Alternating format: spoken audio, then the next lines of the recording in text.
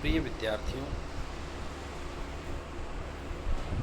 पिछली कक्षा में हमने काव्य शास्त्र के विषय काव्य प्रयोजन के बारे में हमने जाना और यह जाना कि संस्कृत के आचार्यों के काव्य प्रयोजन के लिए अपने क्या व्यक्तिगत विचार हैं। आज हम उसी विषय पर पुनः बात करते हैं, लेकिन आज हम ये जानेंगे कि हमारे हिंदी साहित्य शास्त्र के जो आचार्य हैं वो काव्य प्रयोजन को किस प्रकार से परिभाषित करते हैं। चलिए चलते हैं। देखिए, हिंदी कवियों में, हिंदी साहित्यकारों में यदि हम सबसे पहले बात करें तो राम भक्ति धारा के प्रतिनिधि कवि तुलसीदास जी, जिन्होंने सन 1574 ईस्वी में रामचरितमानस नामक आदर्श महाकाव्य की रचना की। तुलसीदास जी साहित्य सृजन के दो प्रयोजन बताते हैं। उनके दो प्रयोजन हैं, एक तो है स्वयं का सुख, दूसरा है लोक मंगल। अर्थात तुलसीदास जी कहते हैं कि सृजनकार को अपने सृजन का सुख मिलना चाहिए खुद को, और उनके सृजन से जगत का कल्याण होना चाहिए, संसार का कल्याण होना चाहिए।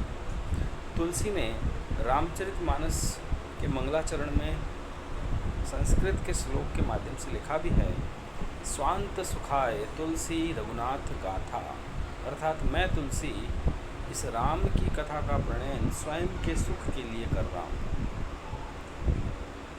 इसके अतिरिक्त एक चौपाई में तुलसीदास जी कहते हैं, कीर्ति भनीति भूति भल सोई, सुर सुरी सम सब कह हित होई। इसमें देखिए तीन शब्द हैं, कीर्ति, भनीति और भूति। कीर्ति का अर्थ है यश, भनीति का अर्थ है कविता और भूति का अर्थ है ऐश्वर्य या धन संपदा। तुलसीदास जी की इस चौपाई का मंतव्य है कि संसार में वही यश, वही प्रसिद्धि, वही कविता या वही धन संपदा ऐश्वर्य अच्छी होती है जो कि सुर सुरी अर्थात गंगा, मंदाकिनी, भागीरथी, जो कि सुर सुरी सम सब कह हित हो, जो कि गंगा के समान सबका भला करने वाली हो। अर्थात कविता, साहित्य लोक कल्याणकारी होना चाहिए, जैसे गंगा नदी का पानी। इस प्रकार हमने जाना कि तुलसीदास जी ने काव्य के दो प्रयोजन बताए, स्वयं का सुख और लोक मंगल। अब हम ऋतुकाल के आचार्य कवि देव की बात कहते हैं, जो कि ऋतुबद्ध कवि थे। देव ने काव्य का प्रमुख प्रयोजन केवल और केवल प्रसिद्धि को बताया, यश प्राप्ति को। उनकी एक रचना में ये बात स्पष्ट होती है। वो लिखते हैं, रहत न घर वर धाम धन, सरवर तरवर कूप, जस शरीर जग में अमर, भव्य काव्य रस रूप। वो कहते हैं कि संसार में सब कुछ नश्वर है, चाहे वो घर है, महल है, धन है, तालाब है, वृक्ष हैं या कुआं है, ये सब नश्वर है। लेकिन कवि जो है अपने कविता रूपी रस के साथ इस संसार में, कविता रूपी साहित्य के साथ संसार में अमर हो जाता है या शाश्वत हो जाता है, उसके यश से उसको प्रसिद्धि मिलती है। तो देव ने यश प्राप्ति को काव्य का प्रयोजन बताया। उसके बाद में बात करते हैं ऋतुकाल के एक अन्य कवि आचार्य भिखारीदास, जो कि ऋतुबद्ध कवि के रूप में जाने जाते हैं। इनकी दो प्रमुख रचनाएं थी, काव्य निर्णय और श्रृंगार निर्णय। श्रृंगार निर्णय, भिखारीदास जी ऋतुकाल में हिंदी साहित्य में अनुप्रास के प्रयोग के लिए जाने जाते हैं। हिंदी साहित्य में अनुप्रास का और विशेषकर अंत्यानुप्रास का प्रयोग भिखारीदास जी से प्रारंभ हुआ। भिखारीदास जी भी अपने काव्य प्रयोजन बताते हुए कहते हैं कि प्रत्येक कवि अपने मन के विचारों के अनुसार काव्य का प्रयोजन मानता है। और भिखारी दास जी के अनुसार भी कविता यदि बुद्धिमान लोगों द्वारा सराही जाए, उसको यश मिले, तो वो कविता साहित्य जो है वो संसार में उपयुक्त होता है। वो कहते हैं कि जैसे सूरदास जी ने, तुलसीदास जी ने अपनी तपस्या के बल पर साहित्य का सृजन किया। केशव ने, भूषण ने जो है, केशव ने संपदा के लिए, भूषण ने प्रशंसा के लिए जिस प्रकार अपने साहित्य का सृजन किया, उसी प्रकार से अंतिम पंक्ति पढ़ूंगा। दास कवितन की चर्चा, बुद्धिवंतन को सुदे सब ठाई। दास का भिखारी दास है। भिखारी दास जी कहते हैं कि साहित्य की चर्चा जब बुद्धिमान लोगों को आनंद प्रदान करे, तो यही काव्य का प्रमुख प्रयोजन है। तो अभी हमने 3 आचार्यों के बारे में जाना। उनमें तुलसीदास जी, देव, भिखारी दास। अब हम एक और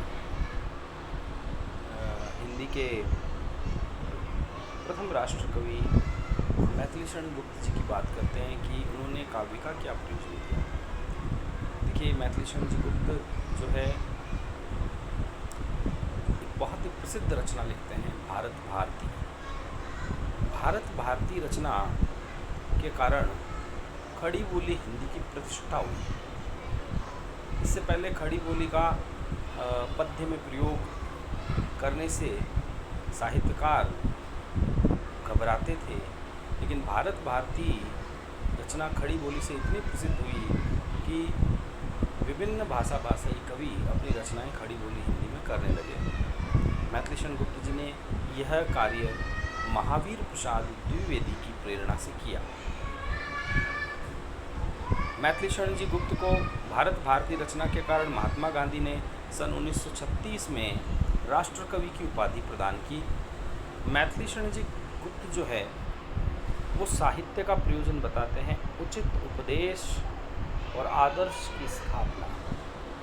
वो कहते हैं कि कोई भी साहित्य हो वह एक नैतिक मूल्य समाज में स्थापित करने वाला होना चाहिए, समाज को नैतिक उपदेश देने वाला होना चाहिए, केवल मनोरंजन ही नहीं होना चाहिए। वो भारत भारती रचना में लिखते हैं, केवल मनोरंजन ही न कवि का कर्म होना चाहिए, उसमें उचित उपदेश का भी मर्म होना चाहिए। कि कवि का या साहित्यकार का साहित्य सृजन का उद्देश्य केवल मनोरंजन नहीं हो, मनोरंजन के साथ साथ यदि साहित्य एक उपदेश छोड़ता है, एक प्रभावी उपदेश प्रतिष्ठित करता है, तो वह साहित्य ही श्रेष्ठकर है, मंगलकारी है।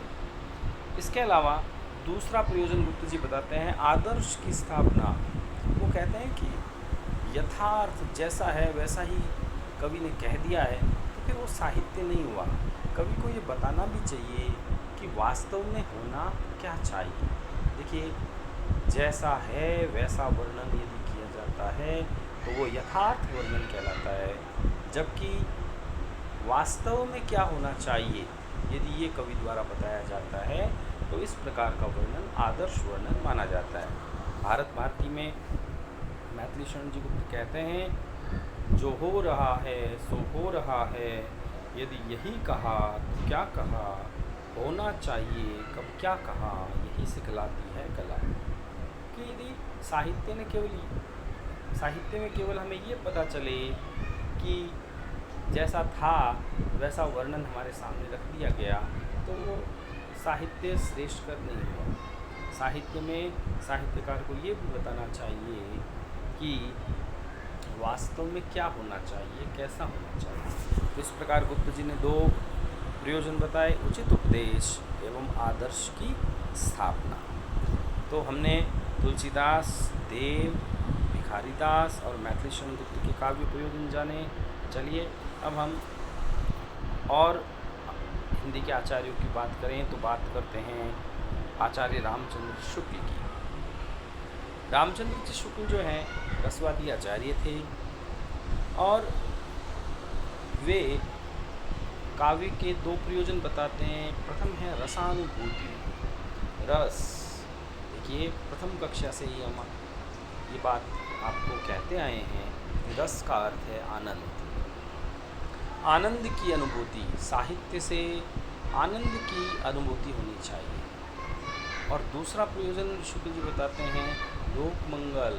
ये बात तुलसी के काव्य प्रयोजन में भी हम जानते हैं। तुलसी ने भी कहा था कि काव्य लोक मंगल का विधान करने वाला होना चाहिए, लोक कल्याणकारी होना चाहिए। शुक्ल जी कहते हैं कविता का अंतिम लक्ष्य जगत के मार्मिक पक्षों का मनुष्य के हृदय के साथ सामंजस्य स्थापन है। अर्थात संसार के ऐसी घटनाएं जो मनुष्य के मर्म को छूती है, यदि कवि उनको अपने शब्दों में पिरोकर मनुष्य के हृदय के साथ स्थापित कर दे, मनुष्य को वह अपनी सी लगने लगे, तो ऐसी कविता श्रेष्ठकर है और ऐसी कविता से आनंद की अनुभूति होती है एवं वह जगत का कल्याण करती है। शुक्ल जी के पश्चात मैं बात करूंगा हजारी प्रसाद द्विवेदी की। द्विवेदी जी काव्य के दो प्रयोजन बताते हैं, मनुष्य का हित और लोक मंगल। द्विवेदी जी लिखते हैं, मैं साहित्य को मनुष्य की दृष्टि से देखने का पक्षपाती हूँ। वह वागजाल जो मनुष्य को दुर्गति, हीनता, परामुखापेक्षिता से बचा न सके, जो उसकी आत्मा को तेजोदीप्त न कर सके, जो उसे पर दुख कातर एवं संवेदनशील न बना सके, उसे मुझे साहित्य कहने में संकोच होता है। द्विवेदी जी का काव्य का प्रमुख प्रयोजन था मनुष्यता, मानव हित, लोक कल्याण। वो कहते थे कि साहित्य जो है वह ऐसा होना चाहिए जो मनुष्य को संवेदनशील बनाए, दूसरों के दुख को महसूस करना सिखाए, जो उसकी आत्मा को हीन न बनाकर तेजस्वी बनाए, मनुष्य में दुर्गुणों का नाश करे। उसके पश्चात प्रेमचंद, हिंदी के उपन्यास सम्राट प्रेमचंद जी ने प्रगतिशील लेखक संघ के प्रथम अधिवेशन में भाषण देते हुए कहा था कि साहित्य का उद्देश्य केवल मनोरंजन करना नहीं है। साहित्य केवल मनोरंजन के लिए नहीं लिखा जाता है। मनोरंजन का कार्य किसका होता है? तो प्रेमचंद जी बताते हैं ये काम तो भाटों, मदारियों, विदूषकों और मस्खरों का होता है। साहित्यकार का पद तो इनसे बहुत ऊंचा है। यानी प्रेमचंद जी ने भी साहित्य का प्रयोजन मनोरंजन न बताकर मनुष्य को संवेदनशील बनाने वाला होना बताया।